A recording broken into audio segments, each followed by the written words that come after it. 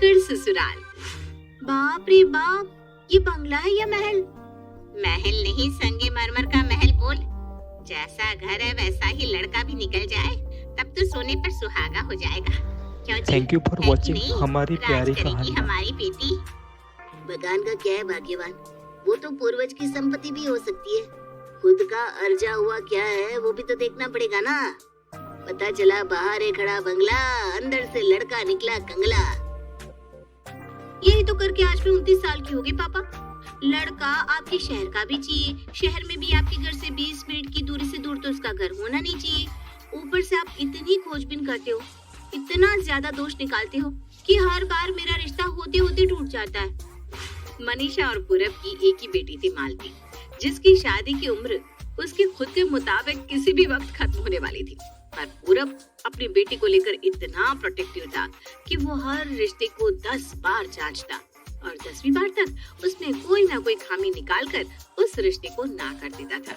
और इसी तरह मालती के लिए आए एक रिश्ते की खोजबीन करने पूरब अपने परिवार के साथ पहुंचता है लड़के वालों के घर के बाहर। घर के बाहर तो फॉर्च्यूनर खड़ी है, वो भी नई मॉडल है पापा। अब ये तो उनकी खानदानी गाड़ी नहीं हो सकती ना। और अपने पापा को ताना मारती हुई मालती अपने मम्मी पापा के साथ घर के अंदर जाती है, जहाँ लड़के वाले पहले ही उनके इंतजार में बैठे थे। मालती पंकज के परिवार से मिलती है। ये बंगला आपका ही है, मतलब आपका बनाया हुआ है? अपना है जी, बिल्कुल अपना है। इस बंगले की एक एक ईंट मेरी मेहनत की कमाई की है, वरना हमारे पास था ही क्या। खाली हाथ आया था इस शहर में। शहर नया, लोग नए, मेहनत कर पाई पाई जोड़ने के बाद ये सब बनाया मैंने। और ये घर, ये गाड़ी मैं अपने साथ तो लेकर जाऊंगा नहीं, सब कुछ पंकज को ही देकर जाऊंगा। यानी कि अगर मालती हमारे घर की बहू बनी तो सब उसी का होना है। अच्छा, लड़की को तो मैंने देख लिया, अब रिश्ते का मैं सोच कर बताता हूँ। इस बार नहीं पापा, मुझे तो इस परिवार में कोई कमी नहीं लग रही है। मुझे पंकज बहुत पसंद है पापा। ये लो जी, लड़की को लड़का भी पसंद है। ऐसे भी हमारा बेटा हीरा है। आप बिल्कुल भी फिक्र मत कीजिए पूरब जी, राज करेगी मालती हमारे घर। और क्या था, अब जब लड़की ने खुद ही आगे बढ़कर हाँ कर दी तो कौन सा लड़का पीछे हटता। पंकज को तो मालती पसंद आ ही चुकी थी। आने वाले अगले मुहूर्त में पंकज और मालती की शादी हो जाती है और बहू बनकर मालती पंकज के बंगले में आ जाती है।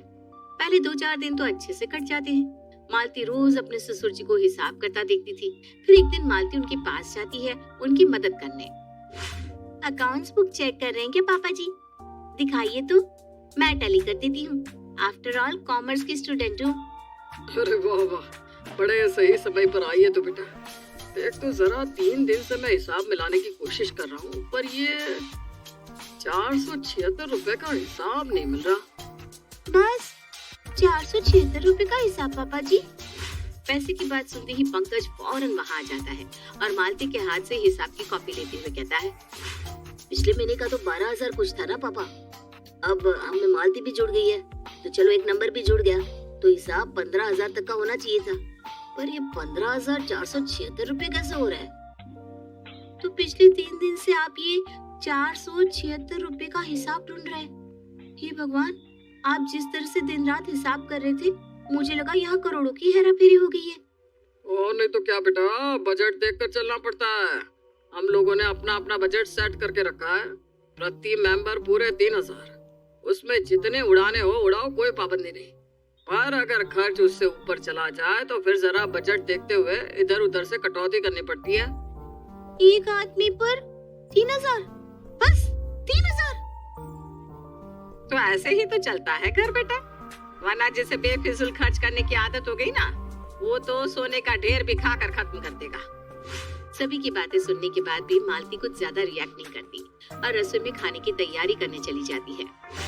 पापा जी को लगता है वही बिजनेसमैन है। क्या मैं नहीं जानती कि किस तरह लोग नई बहू से सारी संपत्ति छुपा कर रखते हैं कि कहीं बहू आती ही पैसे उड़ाना शुरू ना कर दे। खैर पापा जी भी गलत नहीं है, पर मैं वैसी बहू नहीं हूँ।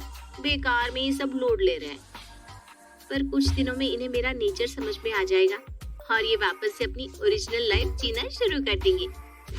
बाहर हुए पूरे डिस्कशन को एक झूठ समझकर मालती तो अपनी ही धुन में खाना बनाने लगती है और रात को सभी खाने की टेबल पर बैठकर खाना खाना शुरू करते हैं। बड़े दिनों बाद किसी और के हाथ का खाना खाया है।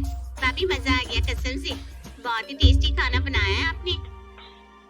सही में मुझे भी ना वैसे आलू की सब्जी बड़ी अच्छी लगी, पर मुझे लगा मैं खुद की बनाई सब्जी की तारीफ करूंगी तो कहीं अपने मुंह मिट्ठू ना लगे।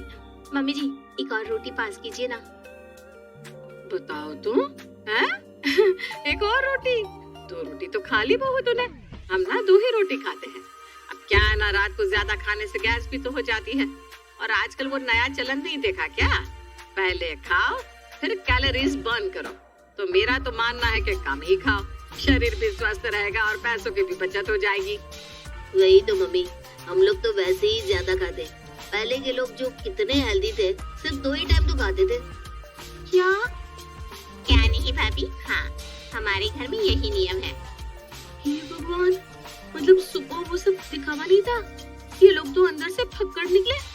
मतलब बाहर खड़ी है गाड़ी और सास कबाड़ बेचकर खरीदती है साड़ी। अभी तो ये बस एक शुरुआत थी। मालती ने तो अपने ससुराल वालों की असली कंजूसी अब तक देखी नहीं थी। अगली सुबह अपनी सास से बचते हुए मालती मार्केट सब्जी लाने निकलती है। अरे रुक रुक बहू, मुझे भी सब्जी लाने जाना है। वैसे तू कहाँ जा रही है सुबह सुबह?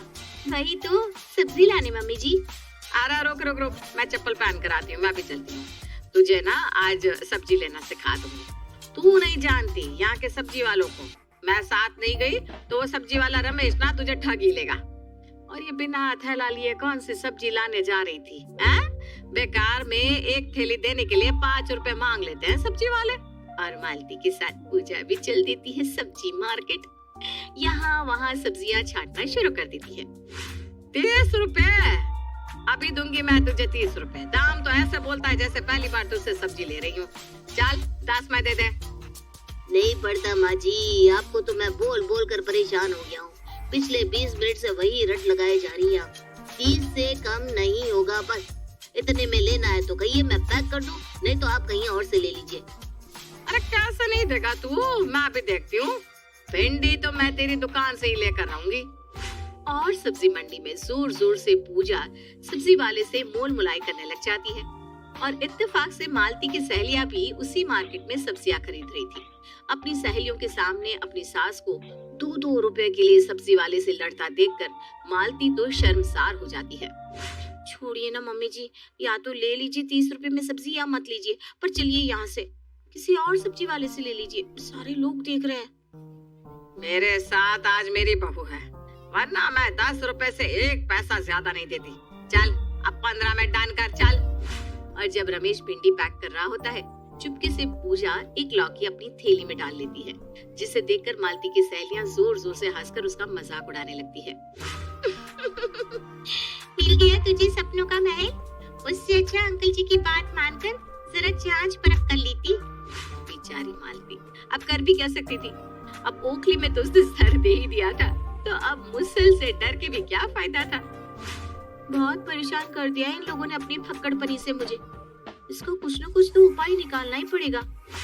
मालती खुद में ये बात कर रही थी कि तभी उसे अपने ससुर की कहानी की आवाज आती है। महेश की आवाज सुनकर पूजा और मालती भागते हुए उसके कमरे में जाते हैं, जहाँ वो देखते हैं कि पेड़ पकड़कर महेश इधर उधर करवटें बदल रहा है। ओह माय गॉड, लगता है पापा के पेट में बहुत जोरों का दर्द हो रहा है मम्मी जी। हाँ बेटा, देखना तो कैसे तड़प रहे हैं तेरे पापा जी। हमें इन्हें डॉक्टर के पास लेकर चलना चाहिए।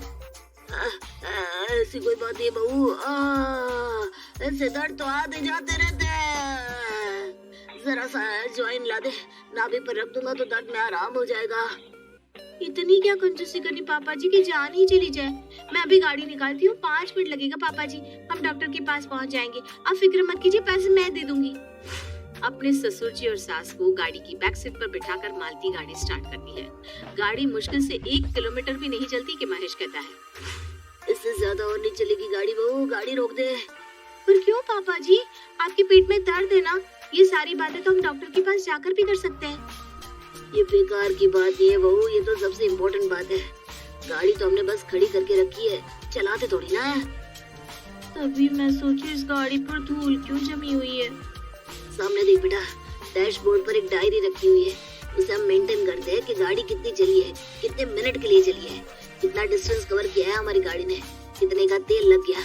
इस महीने वैसे भी शादी के कारण बहुत मेहमानों का आना जाना हो गया था ना इस गाड़ी में। वैसे भी बेचारी पिछले महीने ज्यादा चल चुकी है, तो अब बचत तो करनी पड़ेगी बहू। तू ना यहाँ साइड में गाड़ी पार कर दे।